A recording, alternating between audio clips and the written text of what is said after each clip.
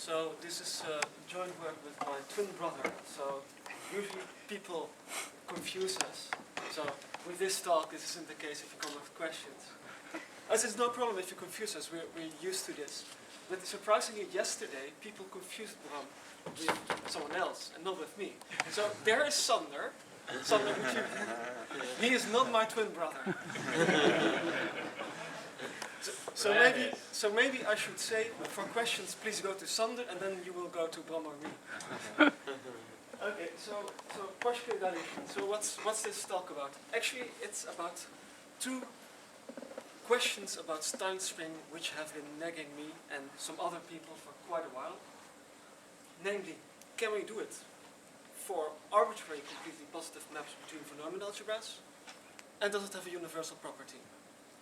So I think Matisse and Bram and Kenta explained that there are reasons to look at infinite dimensional, to phenomenal algebras instead of just finite dimensional algebras. Okay, so well, Stinespring comes in a lot of guises. So maybe first let me recall Stinespring for you in the way I like it. So if I have a completely positive, linear, normal, contractive map, and that's a bit long, so let's call it a process, because it's, I think, the right generalization of a quantum process. Then it splits into first a unital multiplicative process, and after that adjoining a map from the underlying Hilbert space H to the bigger space K. I think now it's important to mention that maybe this is the wrong way around the maps from what you're used to. So if you think about a completely positive map as sending a density matrix to a density matrix, then I have to warn you, these are the other way around. Because for phenomenal algebras, there is not in general, a relation between states and density matrices. So to do things right, you have to do the maps in the opposite direction. Okay. So the question is, can we get rid of the B of H? Can we do it for any phenomenal algebra B? Is there also such a factorization? And the second question is, does it have a universal property? Okay, so why would one be interested in a universal property? Well, maybe we would like to study operational theories, so just some category which we like to be processes, and want to know, when does this have something like a Stinespring dilation? So again, in the finite dimensional case, this has been solved with purification actions and stuff like that.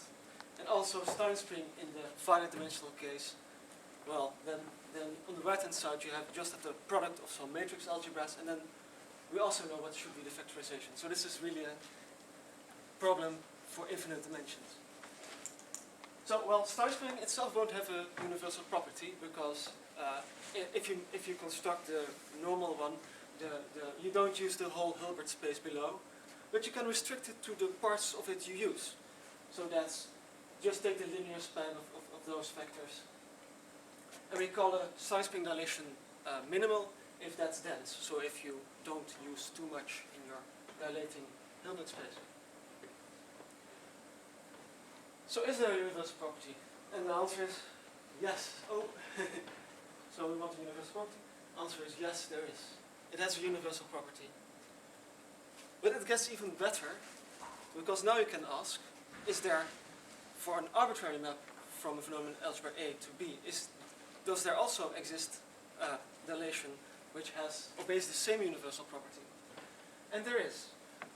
Paschke, in his 1973 paper, which is cited 523 times, actually wrote down a dilation which will turn out to have the same universal property.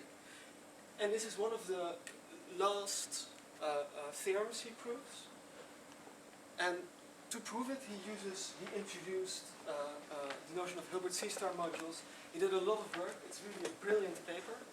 but people don't seem to have noticed this dilation a lot. Maybe because it wasn't clear that it's the same thing as Stinespring. Which, because it has a universal property, it is. Okay. So before I want to show the universal property of the minimal Stinespring dilation, I would like to acknowledge Chris Heune, because when we were at the Amsterdam workshop, I guess, Amsterdam content workshop, and there we were discussing this problem, and he said, oh, well, it is easy, Stinespring has a universal property. And so this is the universal property he showed me and sent me in a note, which maybe you also have seen, which is if you have any process, any minimal Stinespring dilation, and if you have any other Stinespring dilation, or at least a factorization of phi, which is of the form unital multiplicative process, and then adjoining a map from H to the bigger one, then there is a unique isometry from the minimal Hilbert space to the bigger Hilbert space, such that the right things meet. So this really started it off for us, and then we started thinking about it, because in a sense it is not completely categorical, because we have this B of H lying around here, and we must adjoin maps between Hilbert spaces, and you can turn this into something categorical, but it will involve the category of phenomenal algebras, the category of Hilbert spaces, etc. But this really started it for us, for Rami. But unfortunately, we found a gap in the proof a while later, which we were able to fix. But it was quite hard. And maybe I should be grateful that there was a gap in the proof, because sometimes if it's too hard in the beginning, then you just give up. So, okay. So what's the universal property of Stinespring? So if I have a minimal Stinespring dilation of phi, so sorry, every phi has a map, a unital multiplicative process, and adjoining another map, such that the following holds for any other unital multiplicative process rho prime, and any process h prime, not of the special form adjoining by a map, just any process h prime. Then there's a unique process S prime, which makes the two triangles commute. And this you can express in a category. One of the reviewers, thanks for the review by the way, it's a good review. One of the reviewers noted, well, with multiplicative, that's not something you can express categorically. Well, you can pick out, so the maps from C to A are like the effects. You can define an order on them. You can pick out the predicates whose infimum with the opposite predicate is 0. Those are projections. And you can say something is unital and multiplicative if it preserves projections. So this is indeed, you can write this down in for instance, an effect, this universal property. Okay. So then the next slide is the Paschke dilation, and it's, well, basically the same thing. For every process between two phenomenal algebras A and B, there exists a phenomenal algebra P in honor of Paschke, a unital multiplicative process rho, and a process H, such that if you have any other unital multiplicative process rho prime and H prime, such that they compose to phi, there's a unique map, unique process, which makes both triangles commute. And so this is, I guess, the most important slide.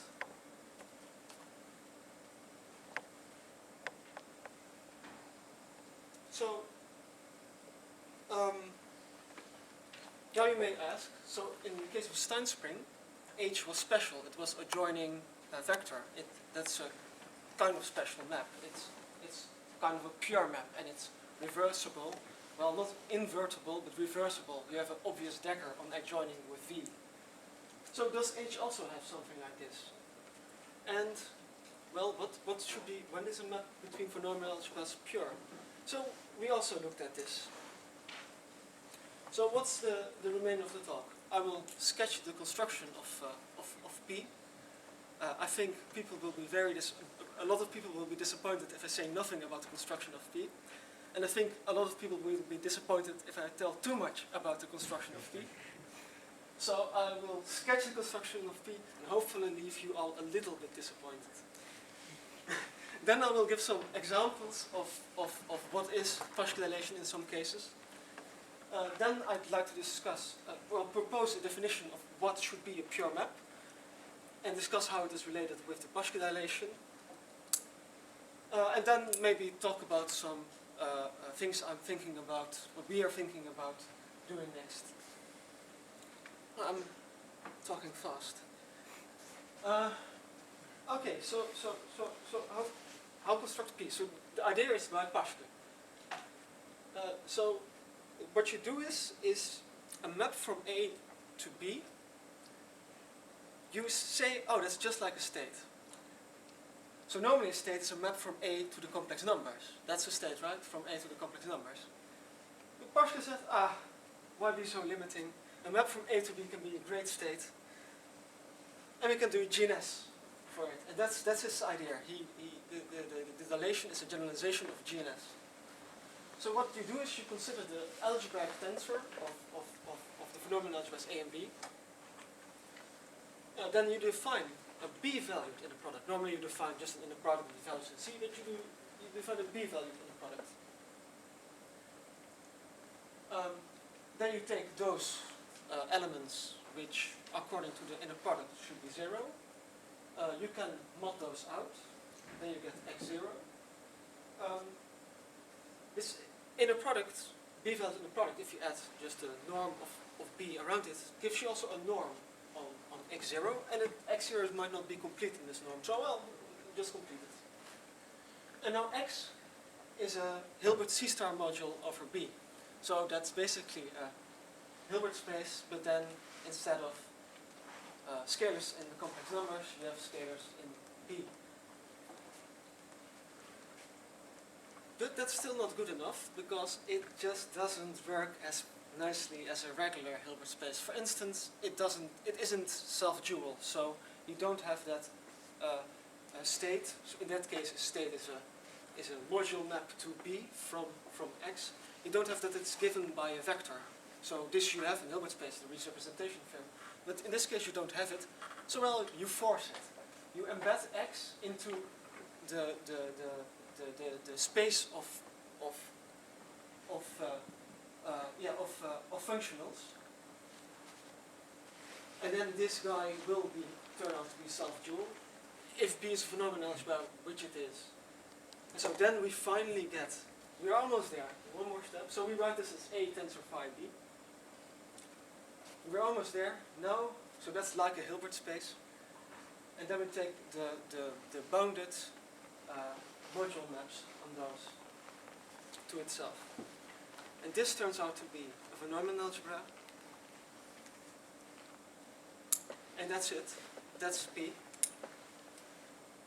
Rho, the map on the left is rho takes an element in A, alpha in A, and you just left multiply it to get the operator in B of A. And H is given an operator. You take the inner product with 1 tensor 1, which is like the cyclic vector.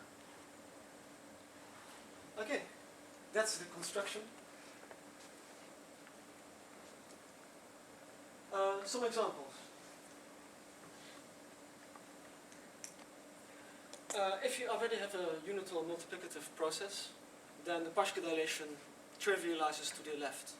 It's just rho and an identity on the right. If you have something that's already on the right-hand side of a Paschke dilation somewhere, and you take the Paschke dilation of that, then it trivializes to the right. If you have a Stinespring dilation of a unital map, then the map on the right-hand side, the adjoining with V, the V will be an isometry.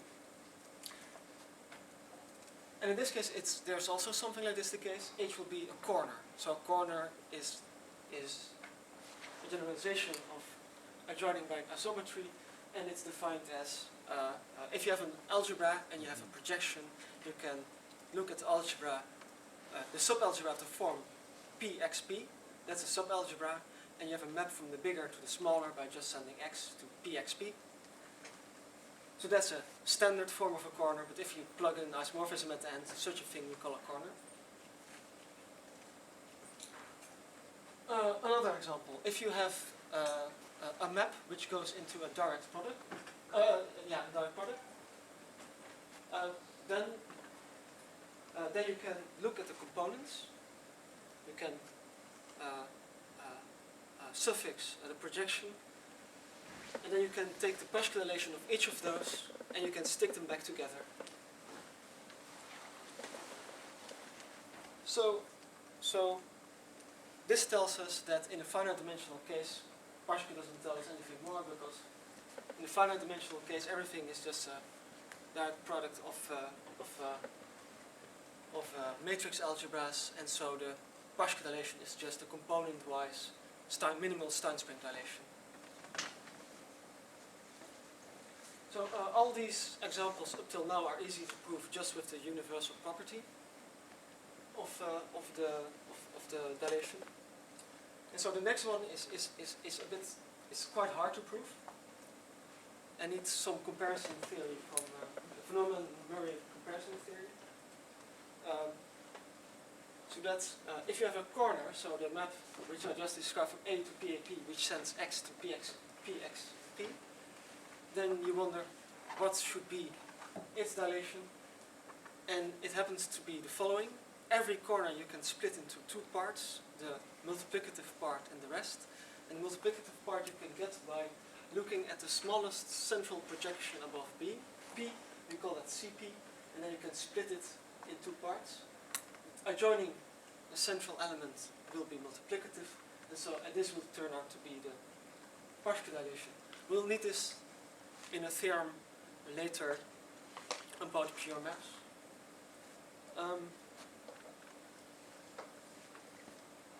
Yes, so pure maps.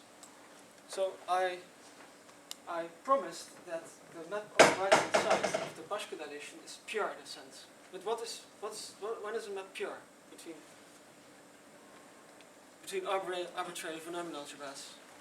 So for states, you say a state is pure if it's extreme. But that's not okay, because every unital multiplicative process is extreme among the unital processes. Then you think, oh, maybe I'll take a different definition, which is called extremal by Sturmer, and that's if I have a map below phi, then it must be a scalar of phi.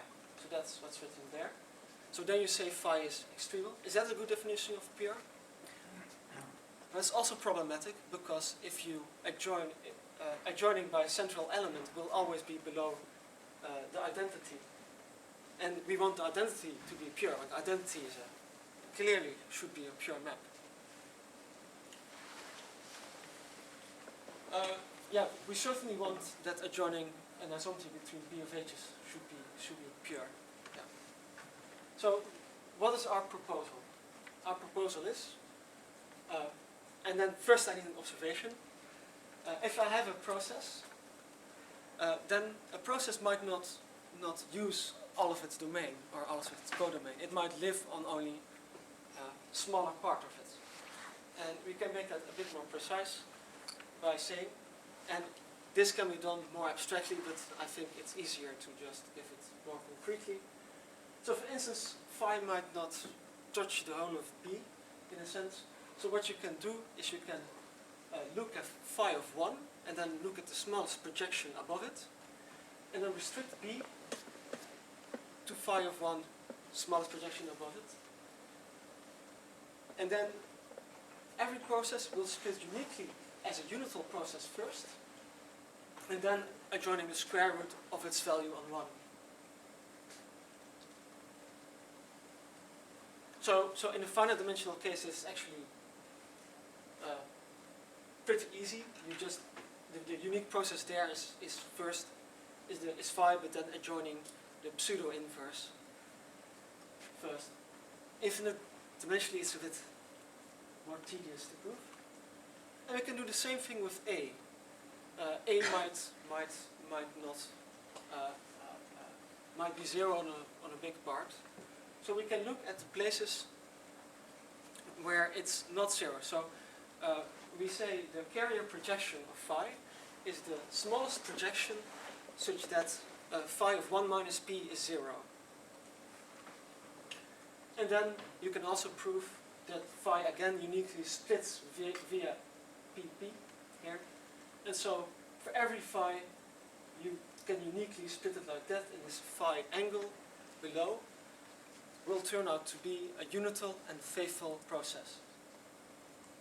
Faithful means that phi, if the phi on the positive element is 0, then the element itself was 0.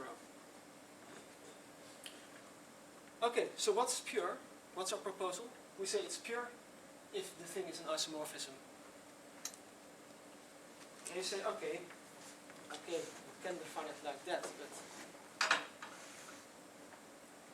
why is it interesting? Because it has some relation with Paschke. So I'm convinced you that this is a nice definition. Suppose we have a Paschke dilation of some map phi. Then H will be pure in the sense I just described. Furthermore, I can define pure in a different way using a Paschke dilation, namely, phi is pure if and only if rho is surjective.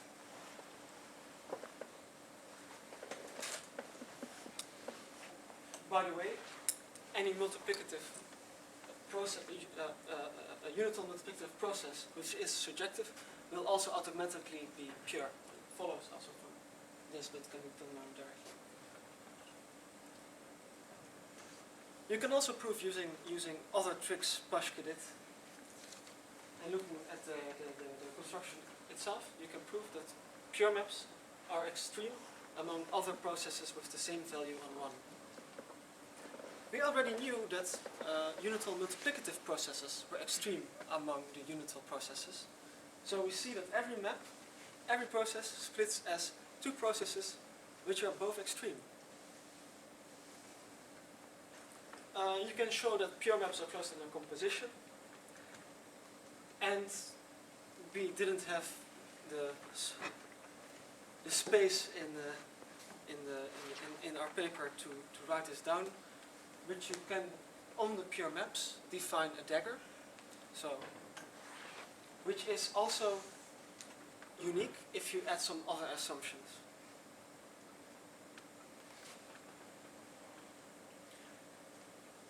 So, every process, every quantum process splits into first a unital multiplicative, so that's what Bram called sharp, and then a pure one which has a dagger. So, what future work are we thinking about? Stinespring itself is continuous in a sense, so this means that if you vary phi a little bit in a completely bounded measure, then you can find a dilation in which also the left-hand side is the same and the right-hand side only varies a little bit in the operator norm. And this is used by Kretschmann and Werner to prove a noise disturbance relation and give a more direct proof of the security of quantum key distribution. And I'd like to try and get a similar result.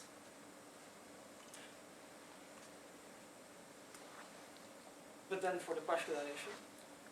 Another thing is that if you have the universal property, you get abstractly already that some mediating isomorphisms exist, and some of them correspond to X, what will be the X gate and the Hadamard gate.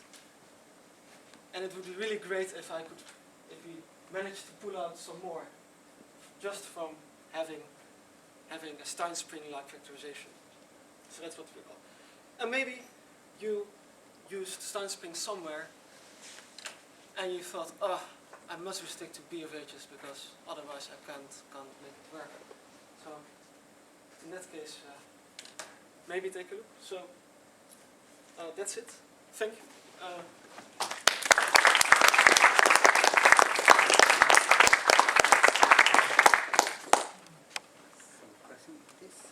Can you go back to the slide? Which? Yes, that one. So you're saying if the universal property gives x and h, can you get the phase gate? I don't know, maybe. I didn't try yet. So it's future work. I hope. I don't know.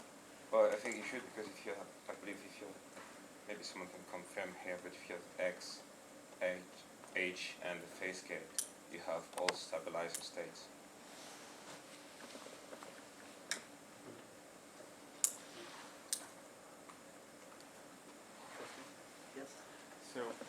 So my question is about the requirement of the universal property for Stinespring and then for Paschke, you mentioned briefly at the beginning. So is it necessary to have, let's say, a categorical formulation of the thing, or does it imply also some other, it's important, maybe other physical properties of the theory or implementations? I don't know. I don't know. So I've been looking for, I don't know. It's easy enough to describe that. So. But you need it for your proof in any way. Sorry? You need it to construct your proof. Sorry, I don't understand then your question. Maybe. No, I was just, so you spent some time motivating this kind of universal property and was wondering how you used it. Well, one thing is where it's used is that to see that Paschke's dilation construction is the same thing as Stinespring in the case that the right-hand side is a B of H. And it's not directly clear because... Thanks. So I would just want to ask something about your notion of purity, the one that defined. It's not a specific question, it's more of a general one. Okay.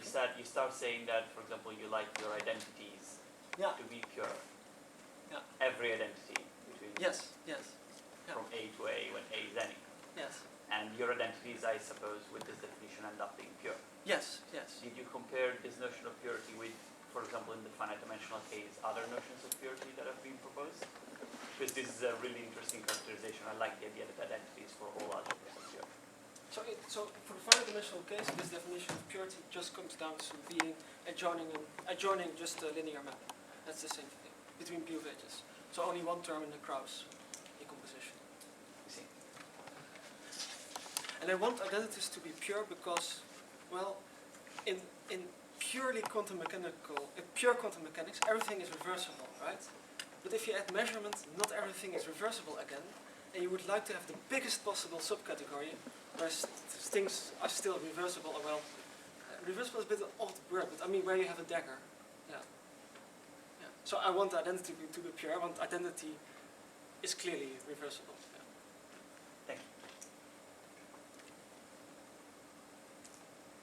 I have a question. So the Stinespring dilation, of course, has many applications in quantum information theory. We hinted at this at the end, but is there some real situation you're aware of where the Stinespring dilation is not enough and you need to go to this broader Paschke concept? I appreciate the mathematical beauty of this construction. Well, usually when they have a security proof of QKD, they start with clearly one can restrict to finite dimensions because then because if you have just an arbitrary system, you can approximate it with a finite dimensional one. But I'm not completely sure about that. So there are others who say that you.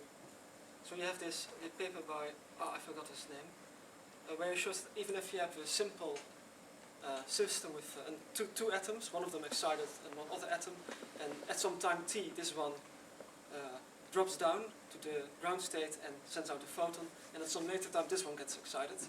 And you cannot model this just with type 1 and tensor products, etc. So they argue in the paper you must use type 3 for that kind of stuff. But I don't know whether this... It was surprising to me, so I don't know whether... No, I have no clear answer. Interesting. Yes, Marcus. So I have similar questions here of quantum computation. Recently, Stinespring has been heavily used as a tool to prove all kind of theorems, like for example the full completeness of algebraic theory of quantum computation by Sam Staten. Do you have an example of use of Paschke dilation, or do you believe that there is probably some way for you to extend some existing framework by generalizing the use of Stinespring theorem to Paschke dilation? Maybe. I don't know. So the uses of Stinespring are really huge. We tried to write an introduction on where Stinespring is used, and then we thought, oh, it would require a whole paper on itself to have a fair review there. So I don't know. I hope so. Yeah. Yes, Matthew. So you mentioned that you get a dagger that's unique of certain conditions. Yeah. But what type of like the conditions are? I don't need anything precise, just like